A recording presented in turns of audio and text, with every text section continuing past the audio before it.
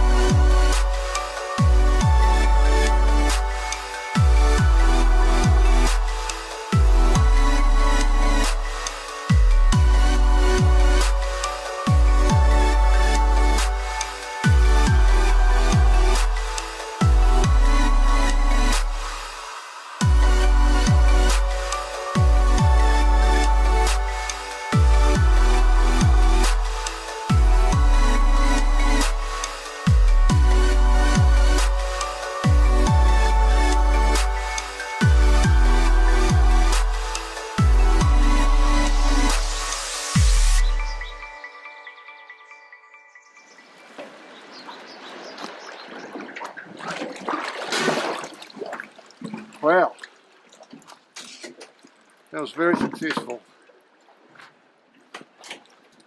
It's been a big swim, but there's lots of snapper there. And the decision to take the bigger gun was the right one, because a lot of the fish, well, there's a couple of them which were really easy, but there were some long range ones. One I got off a bit of a burley out in mid-water. I wouldn't have got him with a small gun. It's good if you can find really nice, calm conditions like we've got here. Because if it's too rough and surgy, the snapper don't like sitting up in the shallows like I've been finding them.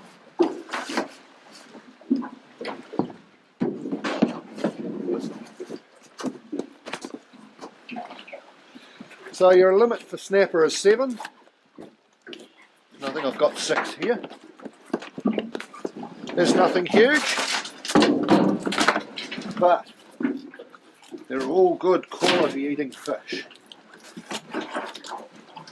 as you can see.